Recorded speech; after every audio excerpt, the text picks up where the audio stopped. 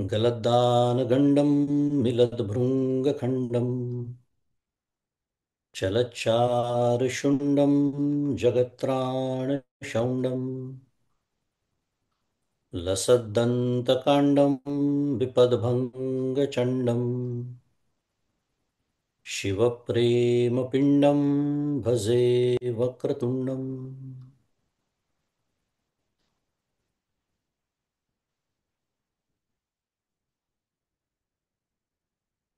अहं निर्विकल्पो निराकाररूपो विभुर्व्याप्य सर्वत्र सर्वेन्द्रियाणां सदा मे समत्वं न मुक्तिर्न बन्धः चिदानन्दरूप शिवोऽहं शिवोऽहं चिदानन्दरूप शिवोऽहं शिवोऽहम्। गुरुर्ब्रह्मा गुरुर्विष्णुः गुरुर्देवो महेश्वरः गुरुः साक्षात् परं ब्रह्म तस्मै श्रीगुरवे नमः। ब्रह्मानन्दं परमसुखदं केवलं ज्ञानमूर्तिं द्वन्द्वातीतं गगनसदृशं तत्त्वमस्यादिलक्ष्यम् एकं नित्यं विमलमचलं सर्वधी साक्षिभूतं भावातीतं त्रिगुणरहितं सद्गुरुं तन्नमामि। श्री सद्गुरुनाथ महाराज की जय। जय जय रघुवीर समर्थ। श्री राम जय राम जय जय राम। श्री राम जय राम जय जय राम। श्री राम जय राम जय जय राम। श्री राम जय राम जय जय राम। श्री राम जय राम जय जय राम। श्री राम जय राम जय जय राम। श्री राम जय राम जय जय राम। श्री राम जय राम जय जय राम। श्री राम जय राम जय जय राम। श्री राम जय राम जय जय राम। श्री राम जय राम जय जय राम। श्री राम जय राम जय जय राम।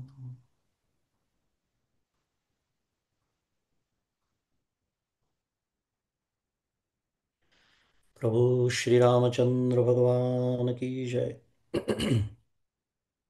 श्री सद्गुरुनाथ महाराज की जय। जय जय रघुवीर समर्थ।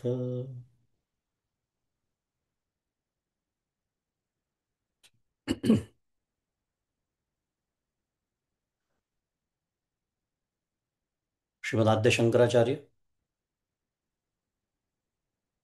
सद्गुरु परम पूज्य डॉक्टर श्री कृष्ण दत्तात्रय देशमुख, उपाख्य डॉक्टर काका,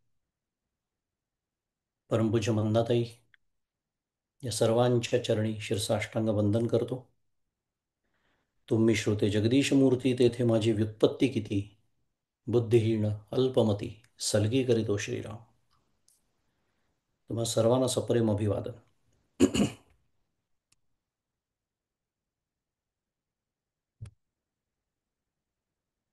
भगवत कृपेनी आणि आद्य शंकराचार्य यांच्या कृपाशीर्वादाने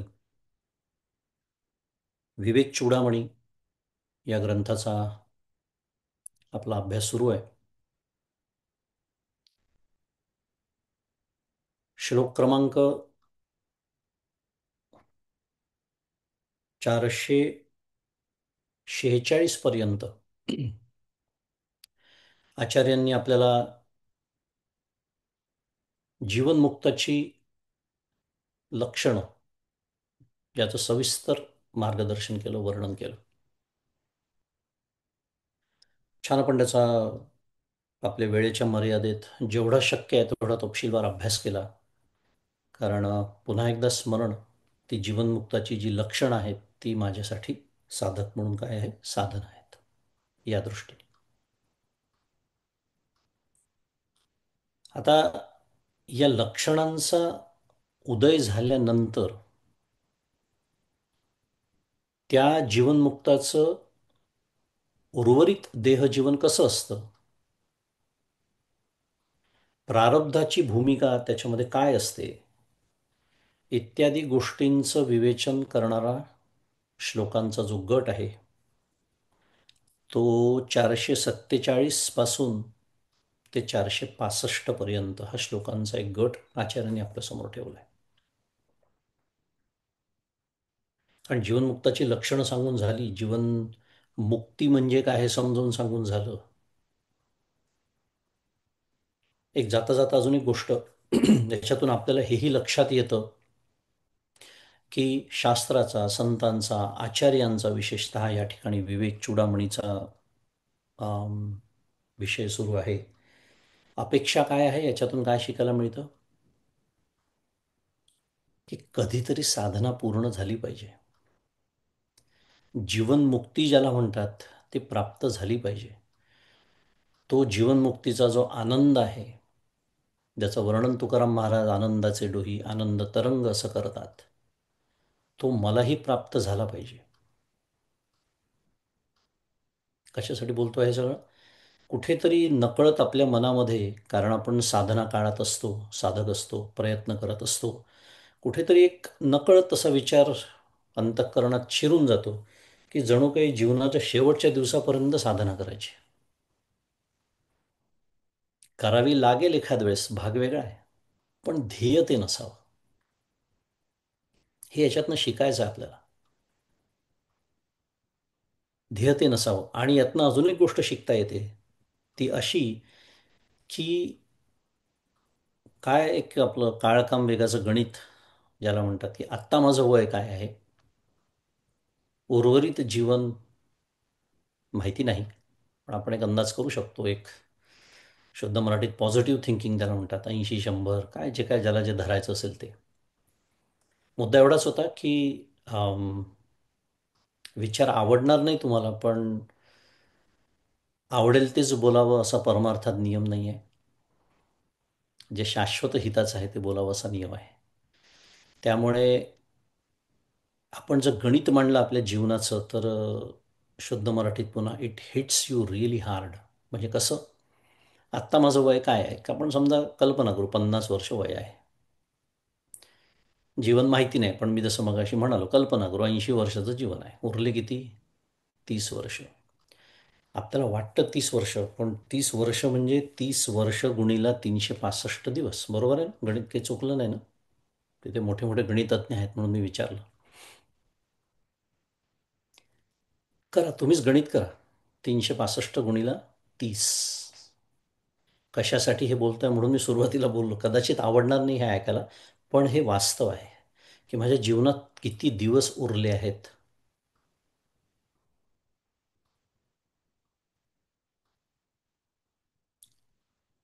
म्हणून तुकाराम महाराज काय म्हणतात, परमार्थाची काय करावी, तातडी करावी. आणि हा विचार आत्ता मला का सुचला, तर त्याच्यात सुद्धा जर जीवनाचे आपल्याला दोन भाग करायचे असतील. कोणते दोन भाग? आत्ता जो आपला चालू विषय आहे, जीवनमुक्तीची प्राप्ती आणि त्याच्यानंतरचा उर्वरित काळ. तर किती तातडीने मी परमार्थाला लागलो पाहिजे याचा अंदाज याच्यातून येतो. पुढे जाऊ. मुद्दा सुरू होता आपला की जीवनमुक्ताचं लक्षणं झाली. जीवनमुक्ताचं सगळं आपल्याला लक्षणं ती कळली. जीवनमुक्त कसा असतो, ज्याला स्थितप्रज्ञ म्हटलेलं आहे भगवद्गीतेच्या दुसऱ्या अध्यायात, ते सगळं कळलं आपल्याला. पण एक छान सुंदर विषय आचार्य इथे आपल्यासमोर मांडतायत की त्याचं उर्वरित देहजीवन कसं असतं, काय प्रारब्धाची त्याच्यामध्ये भूमिका असते. म्हणून हा 747 ते 447 ते 465 असा हा श्लोकांचा गट. आणि विशेषत समाजाला जीवनमुक्ताची जी कर्म दिसतात, देहजीवन दिसतं, आपल्या दृष्टीने काय सुखदुःखांचे भोग दिसतात, त्याचं जे श्रुतिमान्य स्पष्टीकरण आहे ते, आणि स्वतः प्रत्यक्ष तो जीवनमुक्त आपल्या प्रारब्ध भोगांकडे कोणत्या दृष्टीने पाहतो, अशा दोन पद्धतीने आचार्यांनी जीवनमुक्ताचा हा जो प्रारब्ध विचार आहे तो या गटामध्ये आपल्यासमोर मांडलेला आहे. उजळणी सुरू आहे बरं का. आणि तुम्हाला माहिती आहे उजळणीसाठी मी खूप प्रसिद्ध आहे. त्यात मी आलोय आता 1 महिन्यानी. परिणाम भोगावेच लागणार म्हणजे मला आणि तुम्हाला दोघांनाही. गमतीचा विषय. पण तुमचा अभ्यास झालेला आहे म्हणून मी हे बोललो. पण दोन पद्धतीने आपल्याला हा विचार करावा लागणार आहे, समजून घ्यावा लागणार आहे की समाजाच्या म्हणजे अज्ञानी जनांच्या दृष्टीने जेव्हा ते जीवनमुक्ताकडे बघतात तेव्हा त्यांना काय दिसतं, त्याचं काय स्पष्टीकरण श्रुती देते. कारण अनेकांना परमार्थात आपण सर्वजण अभ्यासू आहोत, पण ज्यांना परमार्थाचं नीट आकलन नाही त्यांना जीवनमुक्ती हा प्रकार असतो कधी कधी हेही माहिती नसतं. त्यांना फक्त विधेयमुक्तीच कळते. त्यामुळे अज्ञानी जन त्याच्याकडे कसं पाहतात, त्याच्या त्या जीवनमुक्ताच्या जीवनात घडणाऱ्या ज्या घटना आहेत, ज्या गोष्टी आहेत, त्याच्या ज्या प्रवृत्ती आहेत, त्याचं श्रुतीचं स्पष्टीकरण काय आहे हे एक. आणि दुसरं, तो जीवनमुक्त स्वतःच्या जीवनाकडे कसा पाहतो, प्रारब्ध भोगांकडे कसा पाहतो. ह्या दोन दृष्टींनी, या दोन पद्धतीने आचार्य आपल्याला हा प्रारब्ध विचार म्हणजे जीवनमुक्ताचा प्रारब्ध विचार आपल्याला समजावून सांगतायत. आता जीवनमुक्ताच्या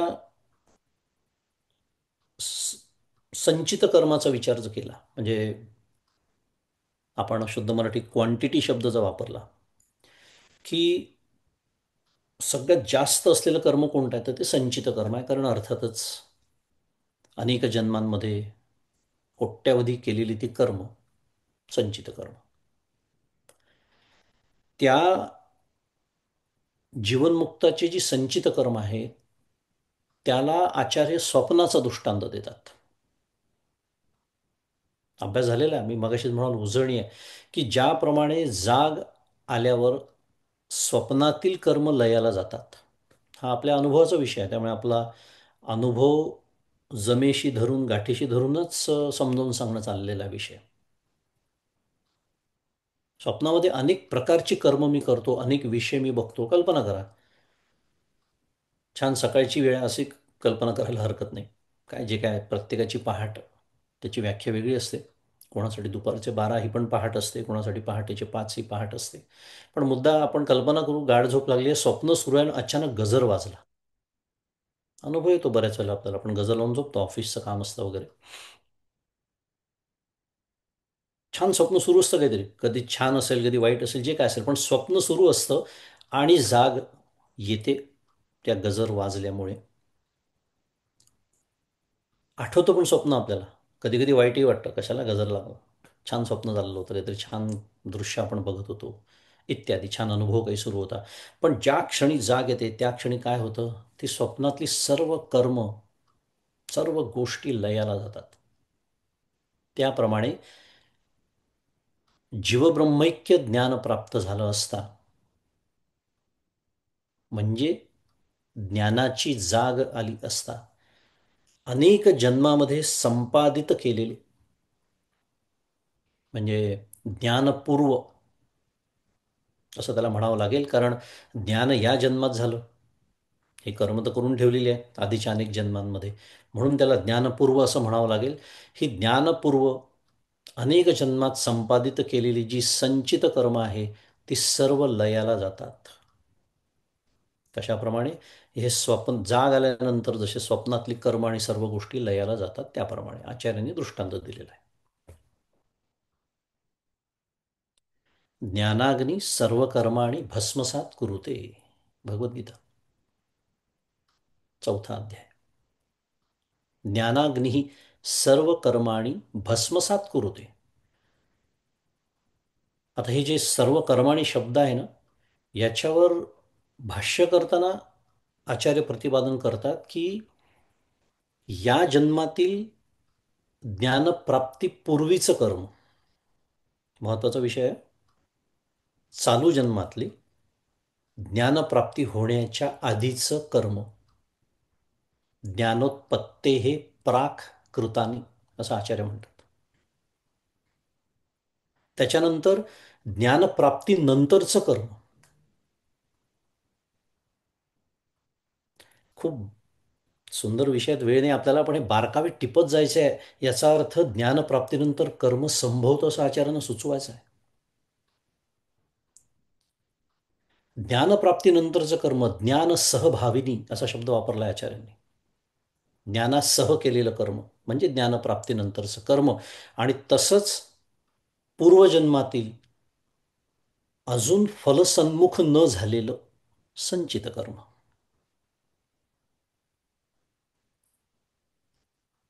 अतीतानेक जन्मकृतानी असं आचार्यांनी त्याच्या बाबतीत म्हटलेलं आहे. 3 प्रकारची कर्म आचार्यांनी आपल्यासमोर ठेवली आहे. या सर्व कर्मांचा सर्व कर्माणी या शब्दामध्ये समावेश होतो. आणि ही सर्व कर्म ज्ञानाग्नी काय करतो? भस्म करतो. ब्रह्मज्ञानाचं महात्म्य पहा काय आहे. या अशा गोष्टी असतात ना, या आपल्याला खूप छान प्रेरणा देतात परमार्थ करण्यासाठी. तशा त्या वापरून घ्यायच्या असतात. या ज्ञानाचं या ज्ञानाचं म्हणजे ब्रह्मज्ञान आपण ज्याला म्हणतो, जीवब्रह्मैक्य ज्ञान म्हणतो, स्वरूप ज्ञान म्हणतो, भगवत प्राप्ती म्हणतो इत्यादी. काय महात्म्य आहे त्याचं की एका क्षणात एका क्षणात ही सर्व कर्म भस्म होतात.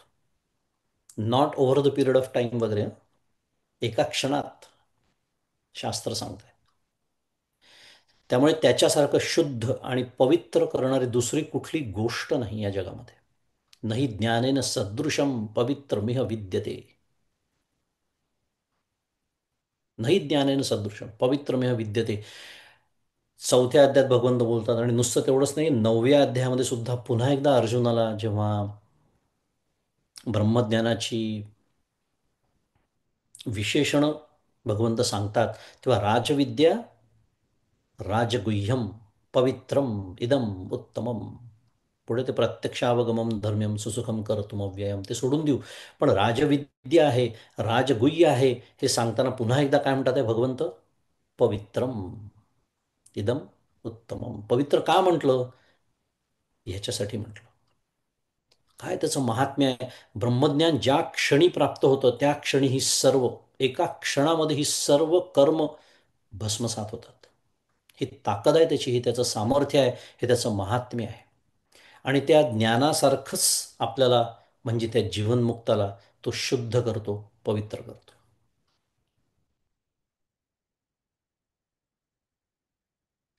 पण हे झालं 3 प्रकारची जी कर्म सर्व कर्माणीमध्ये येतात, ज्याचं आपण आत्ता वर्णन ऐकलं. परंतु प्रारब्ध कर्म जे आहे हे धनुष्यातून सुटलेल्या बाणाप्रमाणे असतं. आचार्यांनी फार सुंदर दृष्टांत दिलेला आहे. सुटला बाण सुटला. आता तो बाण सुटलेला जो आहे तो जसा लक्ष्याचा वेध हे फळ दिल्यापासून निवृत्त होत नाही, त्याला मध्ये थांबवता येत नाही, परत बोलवता येत नाही. त्याप्रमाणे ज्या कर्मानी हे शरीर उत्पन्न झालेलं आहे ते कर्म फल देण्यासाठी प्रवृत्त झालेलं आहे. जणू काही त्या बाणाप्रमाणे. जसा तो बाण निघालेला आहे तसं हे कर्म प्रवृत्त झालं आहे आणि त्या कर्माचा नाश भोगानीच होतो. त्याचा क्षय भोगानी होतो. सामर्थ्यात येन कर्मणा शरीरम आरब्धम तत् प्रवृत्त फलत्वाद उपभोगेन एव क्षीयते. आचार्य म्हणतात उपभोगेन एव क्षीयते. म्हणून मी मगाशी म्हणालो दोन दृष्टीने याचा विचार करावा लागणार आहे. म्हणून आपल्याला असं दिसतं काय, रामकृष्ण परमहंसांना गळ्याचा कॅन्सर झालेला आहे, विवेकानंदांना दमा झालेला आहे. इथेच थांबतो. अनेक चरित्र आपल्याला माहिती आहेत संतांची. आपल्या दृष्टीने असं दिसतं अरे भोग आहेत त्यांच्याही जीवनात आहेत, सुटलेले नाही आहेत. म्हणून तर परमपूज्य काका स्मरण करून देतात की अशा रामकृष्ण परमहंसांकडे जायचं आणि त्यांना म्हणायचं माझा कॅन्सर बरा करा. किती मोठा विरोधाभास आहे. मुद्दा आपण त्याचा अजून विचार करणारच आहोत की त्याचं स्पष्टीकरण श्रुती कसं देते आणि तो जीवनमुक्त त्याच्याकडे कोणत्या दृष्टीने पाहतो. मुद्दा एवढा सुरू होता आत्ता की उपभोगेनं एव क्षीयते. हे जे प्रारब्ध कर्म आहे, जे या देहाच्या रूपाने आता देहप्राप्ती झालेली आहे, ते भोगूनच संपावं लागतं.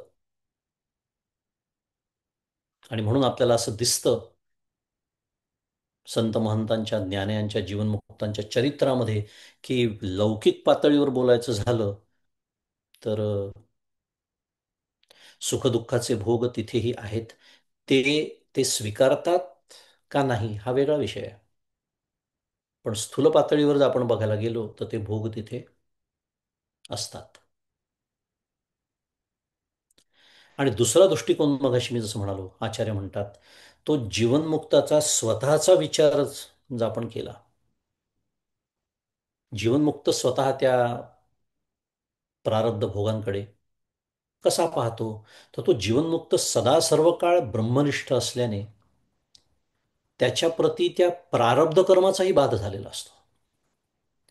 म्हणजे उर्वरित जी कर्म आहेत सर्व कर्माणी आपण ज्याचा विचार केला आता ती तर जळून भस्म झालेलीच असतात. पण जे प्रारब्ध कर्म ज्याचं भोगूनच क्षय होतो असं आपण आत्ता म्हटलं, त्या कर्माकडे सुद्धा, त्या उर्वरित कर्माकडे सुद्धा तो जीवनमुक्त कसा बघतो, तर त्याच्या दृष्टीने त्या प्रारब्ध कर्माचाही बाध झालेला असतो. याचं कारण आहे जाग आल्यानंतर ज्याप्रमाणे स्वप्नातील कुठल्याच गोष्टीची आसक्ती राहत नाही. जसं मी मगाशी म्हणालो किती सुंदर स्वप्न पडत असेल पण जाग आली, थोडं क्षणभर वाईट वाटेल कशाला जाग आली, कशाला गजर वाजला, अजून थोडा वेळ स्वप्न चाललं असतं तर बरं झालं असतं. पण तेवढ्यापुरतं दिवसभर त्याचा विचार सुद्धा येत नाही मनामध्ये पुन्हा का, कारण माहिती आहे ते स्वप्न आहे. त्याची आसक्ती राहत नाही. तद्वत त्या जीवनमुक्ताची चालू देहामधली जी अहंता ममता इदंता या सर्व गोष्टी क्षीण झालेल्या असतात. सर्व गोष्टी क्षीण झालेल्या असतात. या हे जे सर्व मिथ्याभूत पदार्थ आहे त्यांच्या ठायी त्याची प्रवृत्तीच नसते. कारण का, त्याची देहबुद्धीच समोर गेलेली असल्यामुळे देहाला धरून असलेल्या प्रारब्धाचा सुद्धा जीवनमुक्ताच्या ठिकाणी बाध झालेला असतो. कारण प्रारब्ध ही संकल्पना ही देहाला धरून आहे आणि देह याचा अर्थ केवळ स्थूल देह असा विचार करायचा नाही. देह म्हणलं की त्यात आले सगळे चारही देह, पाचही कोश. कारण प्रारब्ध प्रामुख्याने भोग आणून देतं पण त्याचा होणारा जो सुखदुःखात्मक परिणाम आहे तो अंतःकरणाचा विषय आहे.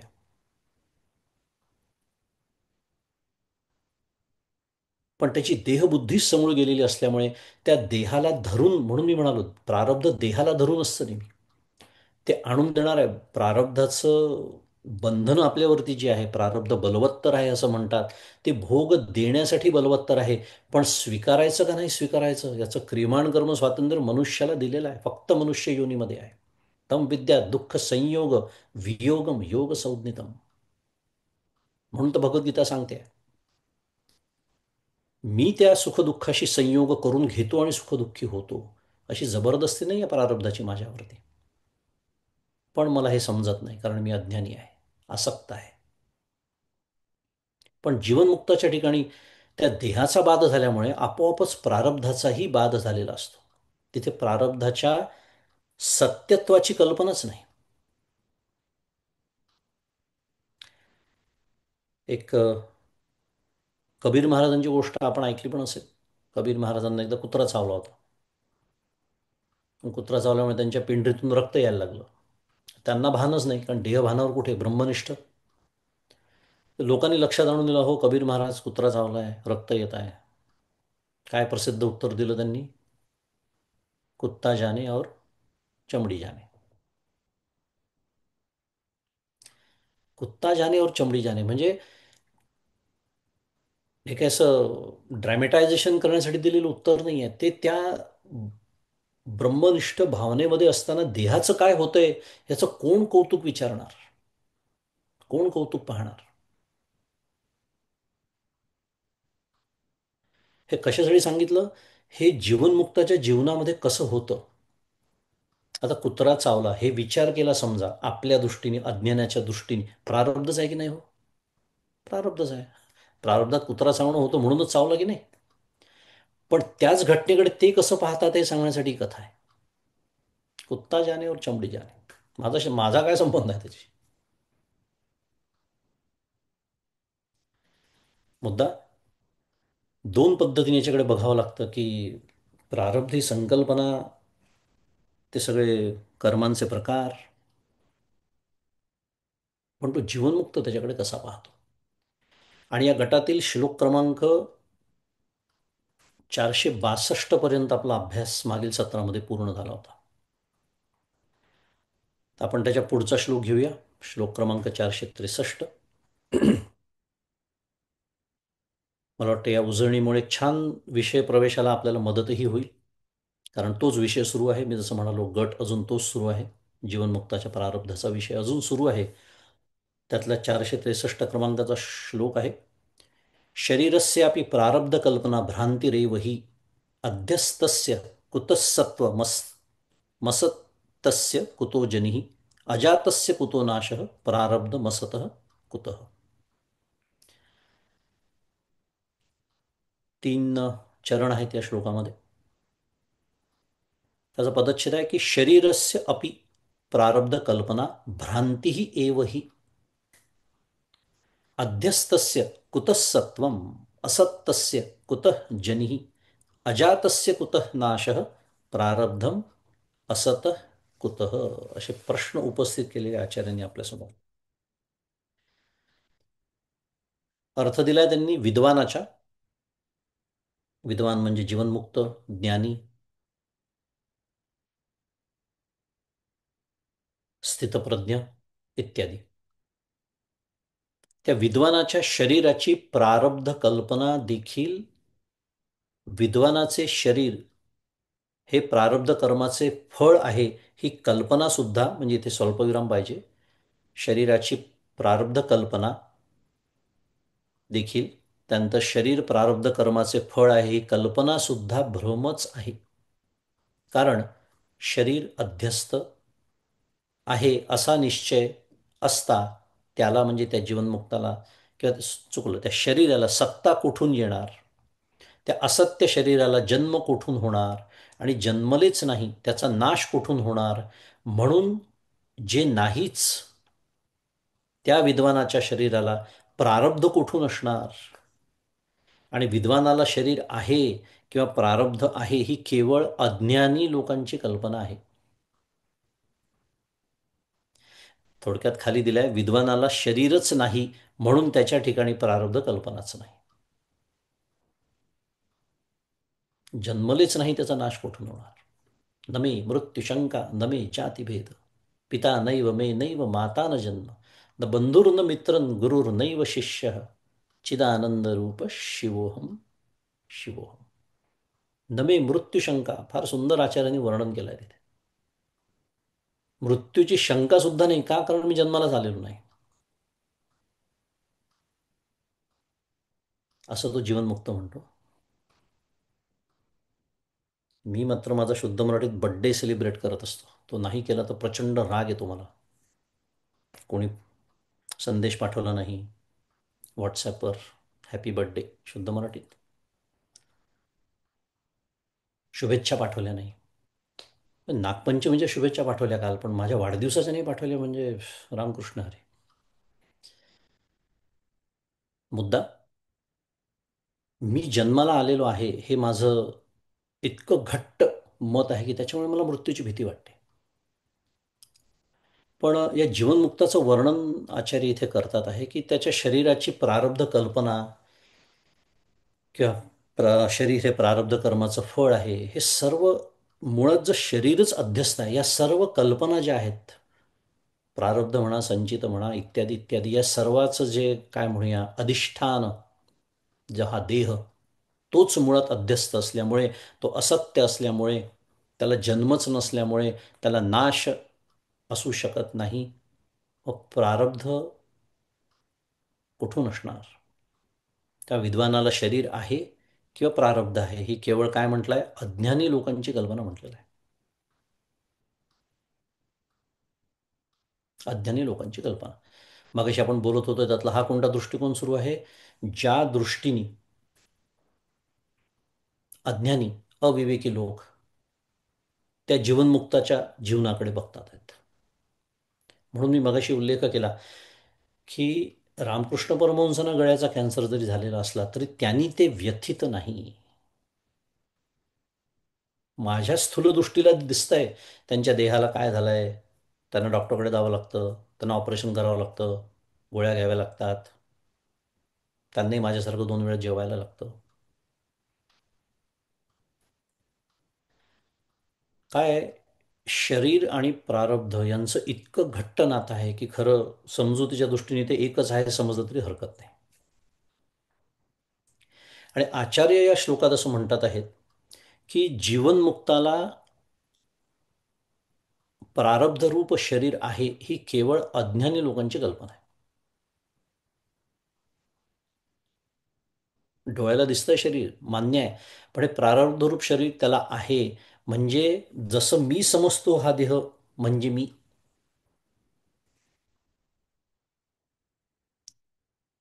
माऊलींची एक 4थ्या अध्यायामध्ये एक सुंदर ओवी येते. दृष्टांत सुंदर आहे, तो समजून गेला की आणि उदो अस्ताचेनी प्रमाणे जैसे न चलता सूर्याचे चालणे, तैसे नैष्कर्मी जाणे कर्मची असते. आणि उदो अस्ताचेनी प्रमाणे माऊली दृष्टांत देते की वस्तुस्थितीने सूर्य न चालताही उदयापासून अस्तापर्यंत त्याचं चालणं जसं आपल्याला दिसतं.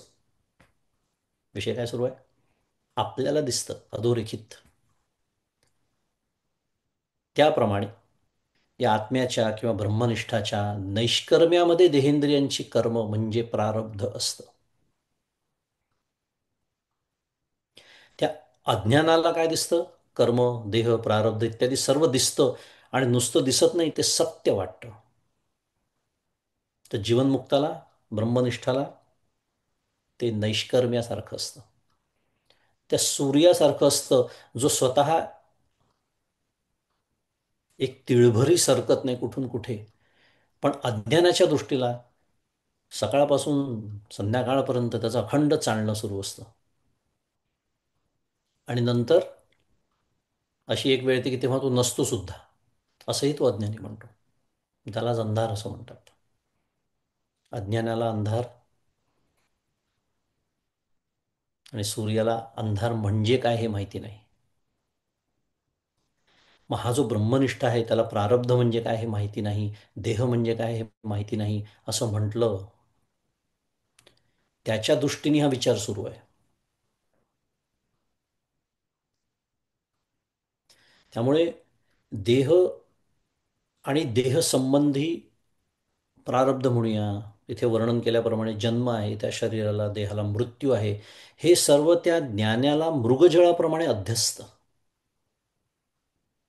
तर तीच गोष्ट अज्ञानाला पाण्याप्रमाणे सत्य.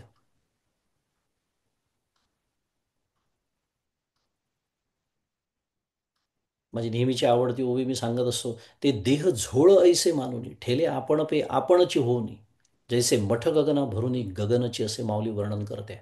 तो जो जीवनमुक्त असतो तो स्वतःच्या देहाकडे कसा पाहतो? ते देह झोळ ऐसे मानुनी. आता घातला हा सदरा, शुद्ध मराठीत शर्ट म्हणतात त्याला, घातला. तर काय देहरक्षणासाठी कशासाठी घातला. दिवसभर आपण त्याचा विचार तरी करतो का?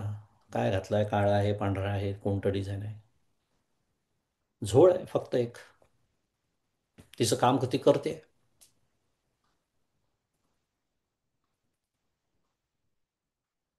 हे जीवनमुक्ताचं, कारण अध्यस्त म्हणजे काय हे समजून घेण्यासाठी मृगजळाचा दृष्टांत मी आणला. दिसतो आहे दोघांना पण. खूप सुंदर दृष्टांत आहे हा, पैलू खूप छान आहे या दृष्टांताचा. मृगजळ मला कळलं हे मृगजळ आहे तरी दिसतच राहतं, दिसेना असं होत नाही ते. पण मी त्याचा विचारही करत नाही, कारण मला माहिती आहे पाणी नाही आहे, ते खोटं आहे सगळं. हे काय आहे? मिथ्या आहे. खोटं नव्हे, मिथ्या. कारण खोटं असतं तर दिसलंच नसतं, असत्य असतं तर. मिथ्या आहे, दिसतंय पण सत्य नाही आहे. असं त्या जीवनमुक्ताचं स्वतःच्या देहाबद्दल, स्वतःच्या प्रारब्धाबद्दल बघण्याची त्याची ती दृष्टी असते. आणि म्हणून त्याला हे सगळं, याची एकवाक्यता जर करायची झाली, मला जे दिसतं ते आणि त्या जीवनमुक्त त्याच गोष्टीकडे स्वतः तो कसा पाहतो हे, तर याला सुंदर शब्द परमपूज्य काकांनी दिला, तो म्हणजे बाध. बाध. मृगजळ पुन्हा पाणी, पण कळलं मृगजळ आहे, बाध. दिसत राहतं, काही बिघडत नाही. अगदी पाण्यासारखं दिसत राहतं, अगदी सत्य वाटतं, पण आता माहिती आहे ते पाणी नाही आहे. त्याला म्हणायचं बाध. त्या जीवनमुक्ताने काय केलेला असतो? बाध केलेला असतो. त्यामुळे काय तसं देहापाशी ठेवून दिलेलं असतं सगळं. छान शब्द आहे तो, परमपूज्य काकांनीच वापरला आहे प्रवचनात. ठेवून दिलेलं असतं त्यांनी त्या देहापाशी. चालू दे, रामकृष्ण हरी ज्याला म्हणतात साध्या भाषेत. ताप आला, रामकृष्ण हरी. काही गडबड झाली तर डॉक्टरकडे, तो डॉक्टर काय सांगतात ते करायचं. म्हणून तर ते दृष्टांत परमपूज्य काका देतात, तो आपल्यासाठी मेथड म्हणून सांगतात ते. पण ते स्वतः त्यांनी केलेलं आहे. गुडघा, नी रिप्लेसमेंट ऑपरेशन. दुसऱ्या गुडघ्याला सांगितलं, अरे हा नवीन आहे, जरा त्याला सांभाळून घे. हे आपल्यासाठी साधन आहे, पण त्यांच्यासाठी लक्षण आहे. जणू काही एखाद्या दुसऱ्या एखाद्या गोष्टीशी बोलावं ज्याचा माझ्याशी काही संबंध नाही, तसं आपल्या गुडघ्याशी बोलतात. सांभाळून घे त्याला, तू नवीन आहे, तू जुना आहेस, त्याला सवय नाही. कारण जे माझं आहे ते मी नाही, अनुभव घेतलेला आहे. तर गुडघा माझा आहे म्हणजे गुडघा मी नव्हे. पण मला इतकं देह तादात्म्य असतं की माझी नी रिप्लेसमेंटची जेव्हा वेळ येते तेव्हा तो एक जणू काही घरातला लग्न किंवा मुंजीसारखा समारंभ असतो सगळ्यांसाठी. ते व्हायच्या 4 महिने आधी आणि झाल्यानंतरचे 4 वर्ष. रामकृष्ण हरी. पुढे जाऊ आपण. मुद्दा, हे दोन दृष्टिकोन, ज्याचं शुद्ध मराठीत रेकन्सिलिएशन कसं करायचं, एक वाक्यता कशी करायची, हे आपण शिकतोय. आणि पण हे सर्व ऐकल्यानंतर त्या जीवनमुक्ताचं जो दृष्टिकोन आहे त्या प्रारब्धाकडे बघण्याचा, स्वतःच्याच देहाकडे बघण्याचा, हे सर्व ऐकल्यावर, वाचल्यावर एक असा प्रश्न उपस्थित होतो की मग शास्त्रांनी हे सर्व संचित प्रारब्ध, क्रियमाण इत्यादी सर्व कर्मांचे प्रकार सांगितले कशासाठी मग?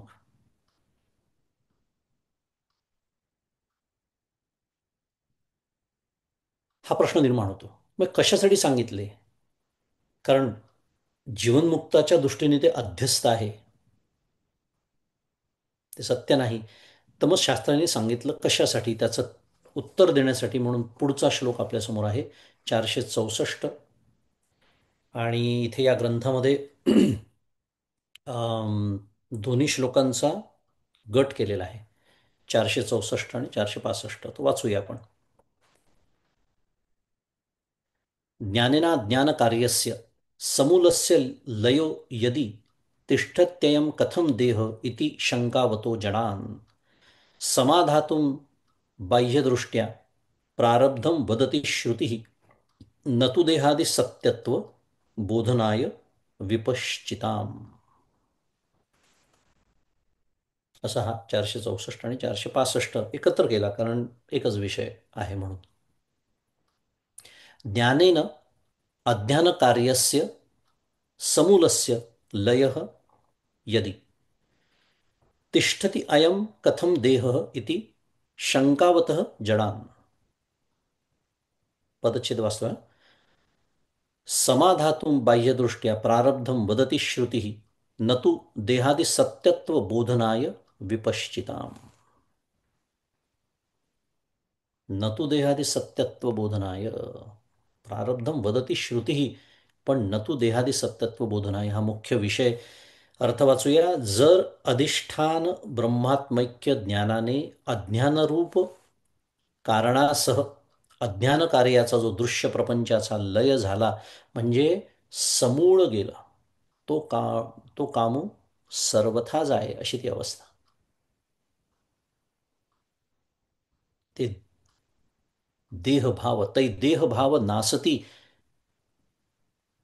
इंद्रिये विषय विसरती, जै सोहमभाव प्रतिती प्रकट होय. अप्रतिम होई आहे ज्ञानेश्वरीतली, दुसऱ्या अध्यायातली. देहभाव नासती, देहभाव नासून गेला, तेच आपण बोलतोय. त्या ज्ञानाचं काय होतं? इंद्रिय विषय विसरती, पण कधी? जै सोहमभाव प्रतिती प्रकट होय. ब्रह्मज्ञान झाल्यानंतर समूळ गेलेला आहे. ही ओवी आठवण्याचं कारण इथे अज्ञान कार्यस्य समूलस्य लयः म्हटलेलं आहे. म्हणून तो कामूस सर्वथा जाय तेव्हा शक्य आहे, तोपर्यंत तो सर्वथा जात नाही, वेगळा विषय आहे. पण अज्ञान कार्याचा दृश्य प्रपंचाचा लय झाला तर हा प्रत्यक्ष दिसणारा ज्ञान्यांचा देह कसा राहतो, अशी शंका करणाऱ्या अविवेकी जनांचे समाधान करण्याकरता श्रुती अविवेकी जनांच्या दृष्टीने असलेले प्रारब्ध सांगत आहे. अविवेकी जनांना सूर्याचा उदय झाला असं दिसतं, सूर्याचा अस्त झाला असं दिसतं, सूर्य चालतो आहे दिवसभर असं दिसतं.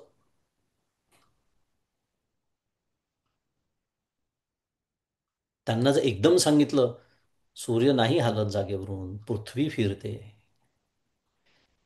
कल्पना करा. आपण सर्वांनी खरं स्वीकारलेलं आहे, श्रद्धेने स्वीकारलं आहे की नाही? पाहिलं का तुम्ही कधी? आपल्यापैकी कोणी गेलं का इंटरनॅशनल स्पेस स्टेशनमध्ये?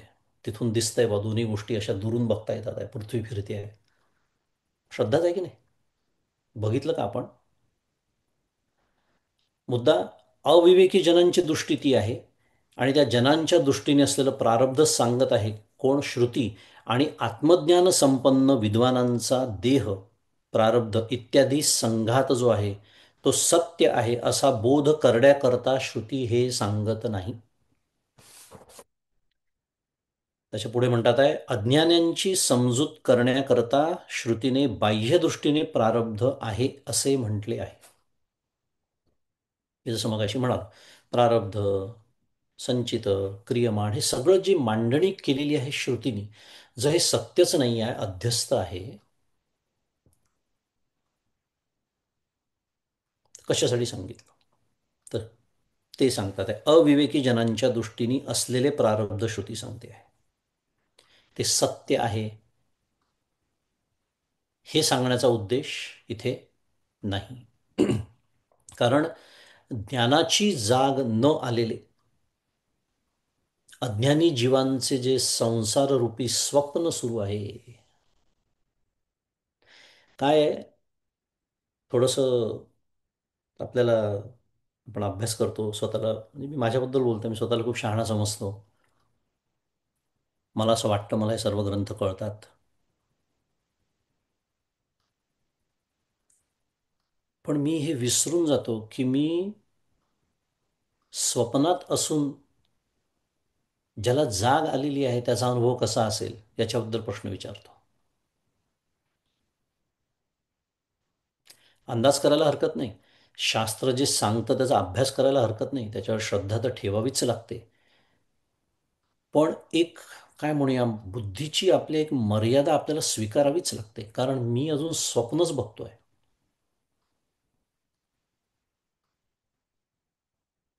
जाणीवेच्या एका पातळीवर मी असताना जाणीवेच्या दुसऱ्या पातळीवरचा अंदाज लावण्याचा प्रयत्न करतोय.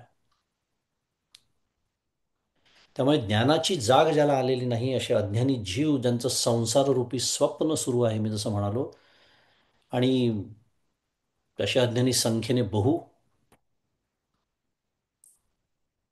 त्या अज्ञानी जीवांचा जो संसाराचा संदर्भ आहे तो गृहीत धरून श्रुती इथे प्रारब्धाची मांडणी करते असं म्हटलेलं आहे.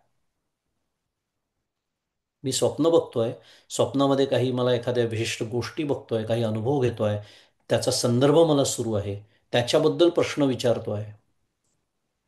मग माझी समजूत घालण्यासाठी जो कोणी असेल ज्ञानी, त्याला माझ्याच पातळीवर उतरणं भाग आहे.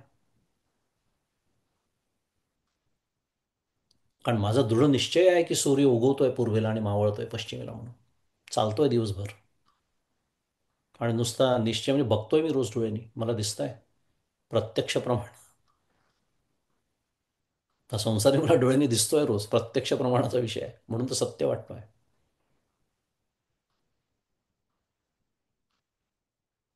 अविद्येने अविद्या देखील म्हणून एक गोष्टी विश्वास आली, फार सुंदर ओवी येते दासबोधामध्ये. माझं अंतःकरण अविद्यारूप आहे, हा संसार अविद्यारूप आहे, स्वाभाविकच आहे एक वाक्यात होणं. मला हे सत्य वाटणारच आहे, अविद्येने अविद्या देखील म्हणूनही गोष्टी विश्वास आली. त्यामुळे अविवेकी जन जे आहेत ते, जे प्राप्त सुखदुःखांना सत्य समजत असल्यामुळे त्यांची जिज्ञासा पूर्ण करावी लागते ना. आता लोक असतात ना अशी मूठ बीट आपटून डॉक्टर का काही वर्णन करतात. मला एवढी जोरात आपटता येत नाही असेही म्हणाले ते प्रवचनात. हे माझ्या जीवनात असं का, मी असं काय केलं, इतका मी सरळ मार्गी, मी स्वतःला प्रमाणित करतो की मी सरळ मार्गी आहे, कोणाच्या अध्यात नाही मध्यात नाही, कधी कोणाचं मी वाईट चिंतिलं नाही. मग माझ्या आयुष्यात एवढी दुःख का, विचारतो की नाही प्रश्न आपण. मग त्याचं स्पष्टीकरण श्रुतीला द्यावंच लागणार आहे ना. संचित म्हणजे काय, प्रारब्ध म्हणजे काय, क्रियमाण कर्म म्हणजे काय, जीव म्हणजे काय, पुण्य म्हणजे काय, पाप म्हणजे काय, आलं सगळं. कर्मविपाकाचं शास्त्र म्हणजे काय, प्रारब्ध शास्त्र म्हणजे काय, ईश्वर म्हणजे काय, तो नियामक आहे म्हणजे काय, मी नियम्य आहे म्हणजे काय, इत्यादी इत्यादी सर्व. हे जे स्वप्नातली बोलणी सुरू आहेत, अविवेकी जनांची बोलणी सुरू आहे, ती गृहीत धरून श्रुती काय करते आहे,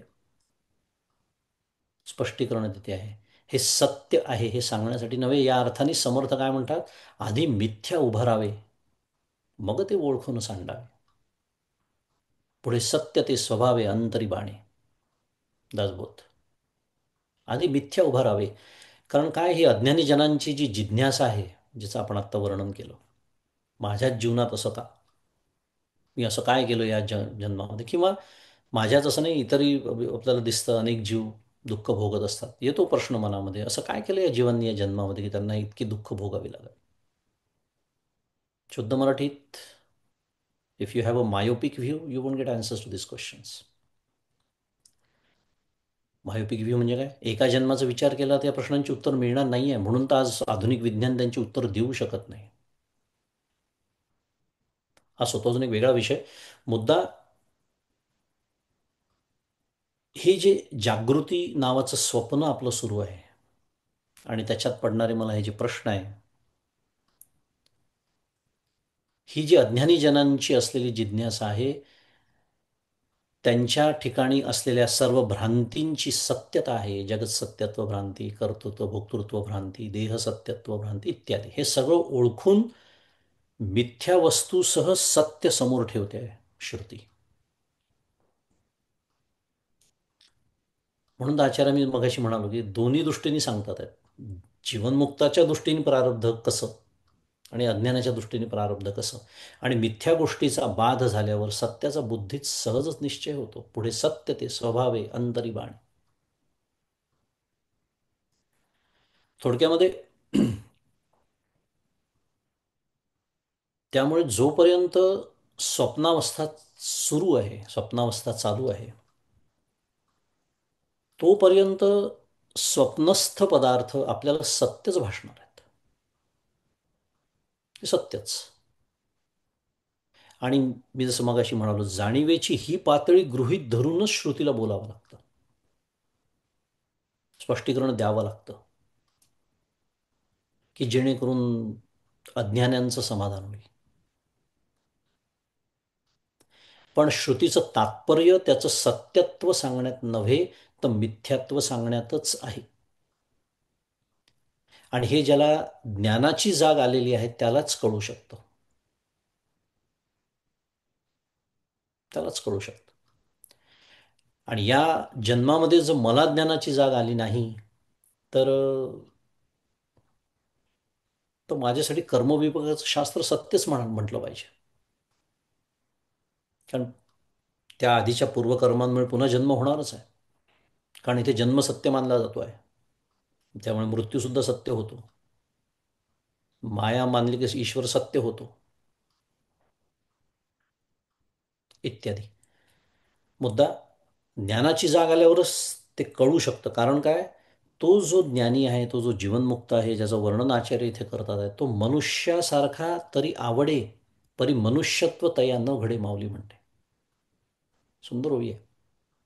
तो मनुष्यासारखा तरी आवडे, परी मनुष्यत्व तया न घडे, जैसे जळा माझी न बुडे भानुबिंब. 4था अध्याय.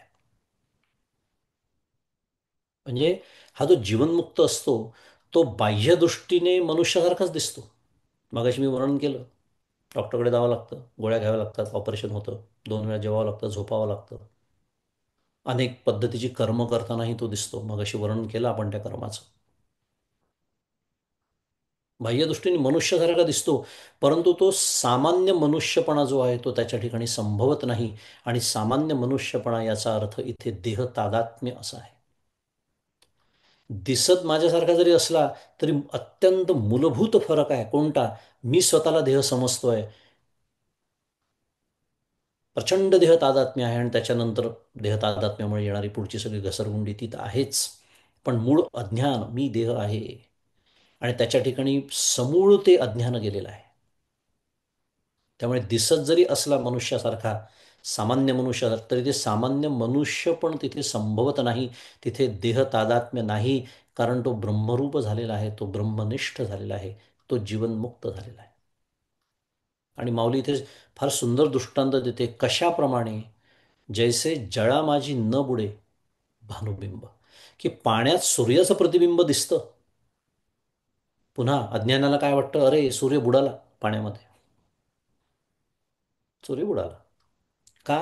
किती सुंदर दृष्टांत आहे. बिंबाचं ज्ञान नाही म्हणून प्रतिबिंब सत्य वाटतं, आणि प्रतिबिंब सत्य वाटल्यामुळे ते बुडाल्यासारखं वाटतं पाण्यामध्ये. पण मूळ बिंब जसं पाण्यात कधीही बुडत नाही, अगदी त्याप्रमाणे तो जो ज्ञानी आहे, तो जो जीवनमुक्त आहे, तो मनुष्य देहामध्ये असूनही ब्रह्मनिष्ठ झालेला असतो. आणि सत्विलक्षण, नसत्विलक्षण, अनिर्वचनीय, मिथ्या वगैरे ही जी मी पोपटपंची करतो, हे त्यांनी प्रत्यक्ष अनुभवलेलं असतं. कारण मिथ्यात्व कधी अनुभवता येतं, मी नेहमी सांगतो, जेव्हा सत्यत्व अनुभवलेलं असतं. सत्य काय आहे जोपर्यंत अनुभवाला येत नाही ना, तोपर्यंत हे सर्व मिथ्या आहे, केवळ बडबडच ठरते. साधनेचा भाग कृत्रिमता स्वीकारून तसं साधन करणं सगळं बरोबर आहे, त्याचा निषेध नाही करणं सुरू आहे. पण जोपर्यंत मला सत्याचा अनुभव नाही, तोपर्यंत माझं मी याला मिथ्या म्हणणं, समजू शकतो आपण, कृत्रिमता आहे त्याच्यामध्ये.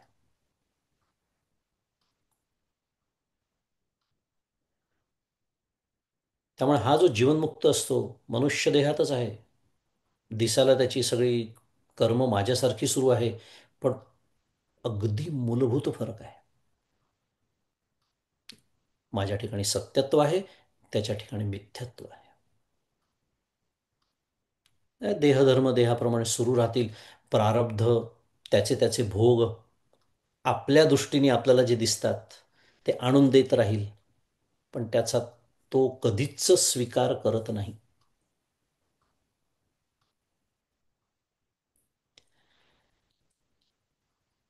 असं हे जीवनमुक्ताचं जे जीवन असतं, आणि जीवन म्हटल्यानंतर त्याचा देह, प्रारब्ध वगैरे या सगळ्या गोष्टी, त्याच्या ज्ञान झाल्यानंतर त्याच्या हातून घडणारी कर्म, या सर्वांचा विचार याच्यामध्ये आलेला आहे. नैष्कर्म्य दशेतलं कर्म म्हणतात त्याला. कारण तिथे आता भ्रांतीच उरलेली नाही आहे कुठली. जगत सत्यत्वाची भ्रांती नाही, कर्तृत्व भोक्तृत्वाची भ्रांतीच नाही आहे तिथे. त्यामुळे निर्बीज झालेलं आहे सगळं. आचार्यांच्या भाष्यातच आचार्यांनी सांगितलेलं आहे की कर्म भस्मसात करतो. ब्रह्मज्ञान म्हणजे काय? ते अग्नी जसा जाऊन भस्मसात करतो असा त्याचा अर्थ नव्हे. ते कर्म निर्बीज करून टाकतो. निर्बीज करून टाकतो. असं त्या जीवनमुक्ताचं जीवन असतं. आणि इथे 465 क्रमांकाचा श्लोकापर्यंत आपला अभ्यास पूर्ण झालेला आहे. आणि इथून पुढे 466 क्रमांकाचा जो श्लोक आहे, इथून नवीन विषयाला सुरुवात होते आहे, नानात्व निषेध. आणि इतकं सुंदर एकातून एक अशा विषयांचा विकास होतो हे आपल्याला विवेक चूडामणीचा अभ्यास केला की कळतं. म्हणजे आपण त्याला शीर्षक देतोय, आचार्यांनी नाही शीर्षक दिलेलं असं की आता जीवनमुक्ताची लक्षणं संपली, मग आता त्याच्या प्रारब्धाचा विचार. आपल्याला कळतंय की ह्या श्लोकांच्या गटामध्ये हा विचार सांगितला आहे. मग आचार्य एका पाठोपाठ एक विचार सांगतात आहे, याचा अर्थ त्याच्यामध्ये सुंदर संगती असलीच पाहिजे. त्याचा सुंदर क्रमविकास असला पाहिजे. तर आता हे जे दोन दृष्टिकोन आहेत प्रारब्धाकडे, त्या जीवनमुक्ताच्या प्रारब्धाकडे, त्याच्या देहाकडे बघण्याचे आपले, आणि त्याचे स्वतःचे या जगताकडे बघण्याचे, त्याचा स्वाभाविकच पुढचा विषय काय आहे? नानात्व निषेध. कारण मला नाना दिसतंय, हे सर्व नाना जे वर्णन मी आत्ता केलं, अज्ञानाचा जो दृष्टिकोन आहे त्याला नाना दिसणारच आहे. पण जीवनमुक्ताचा दृष्टिकोन, मनसे वेद माप्तव्यम नेह नानास्ति किंचन. आणि मी अज्ञानी असल्यामुळे मृत्योस मृत्युम गच्छती य इह नानेव पश्यती, अशी श्रुती आहे. त्याचा आपण श्रुतीचा नुसता आत्ता उल्लेख केला. त्या श्रुतीचा आणि इतर सर्व गोष्टींचा अभ्यास आपण पुढच्या गटामध्ये करूया. आज आपली वेळ झालेली आहे.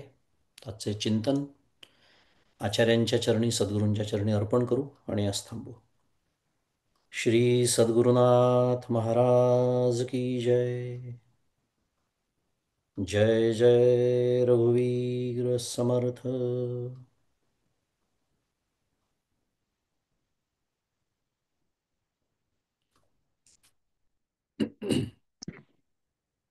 पुन्हा एकदा नमस्कार तुम्हाला मंगेश दादा. तुमच्या चरणी साष्टांग नमस्कार करतो. कोणाला प्रश्न असल्यास आपला मायक्रोफोन ऑन करू शकता आणि प्रश्न विचारू शकता.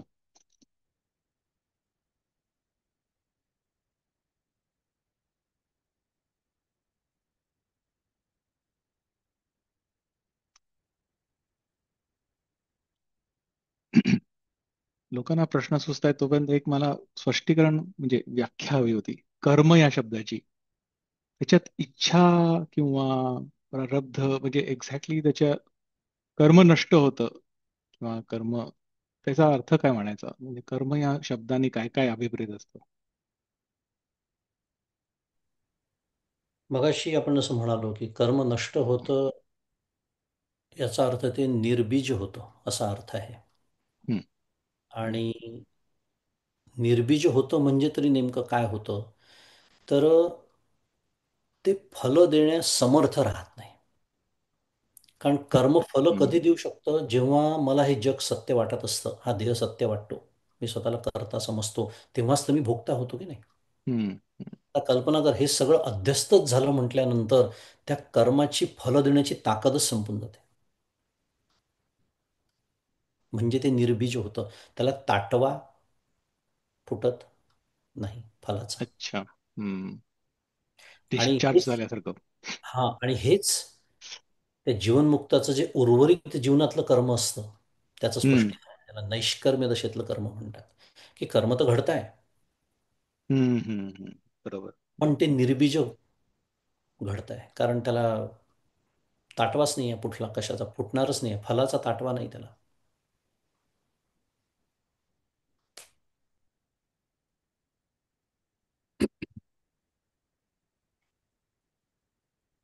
थांबूया मग. म्हणजे म्हणजे कृती आणि इच्छा असं मिळून कर्म होतं का, असं म्हणायचं का?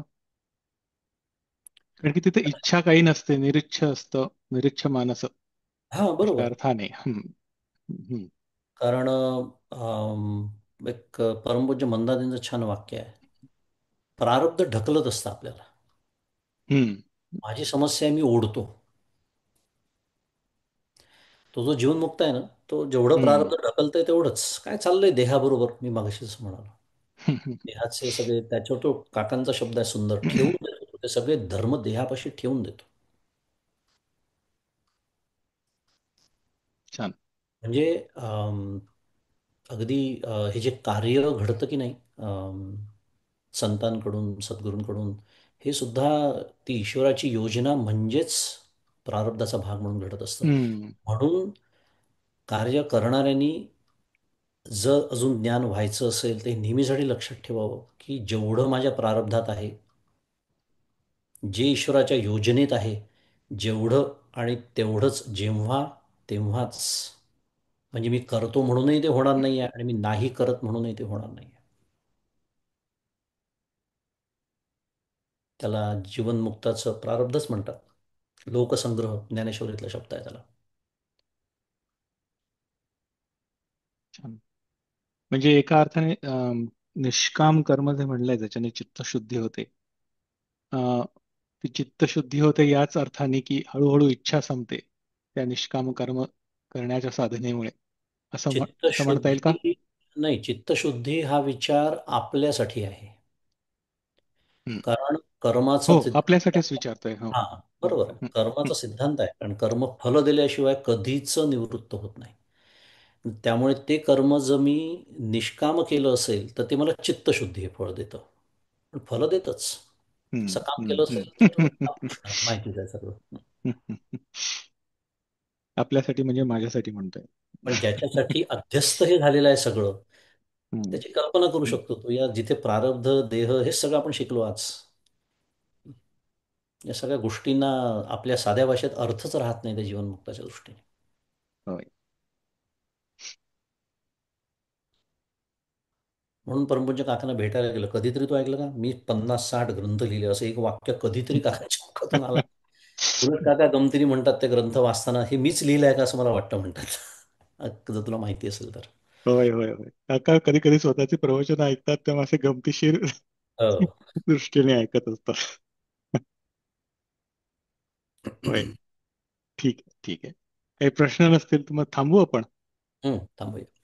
प्रश्न नाही, पण म्हणायचंय मला की आधी सांगता की प्रारब्ध प्रारब्ध स्वीकारा, प्रारब्ध स्वीकारा, प्रारब्ध स्वीकारा, नंतर सांगता की प्रारब्ध नाही, आम्हाला त्रास देता तुम्ही फार.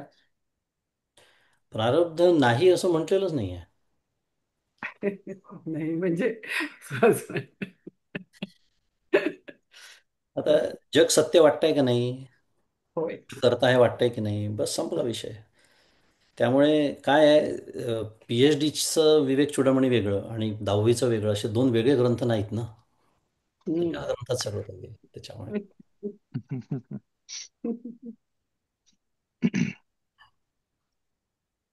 ठीक आहे. नमस्कार, साष्टांग नमस्कार. चला, थांबूया. जय श्रीराम. ठीक आहे.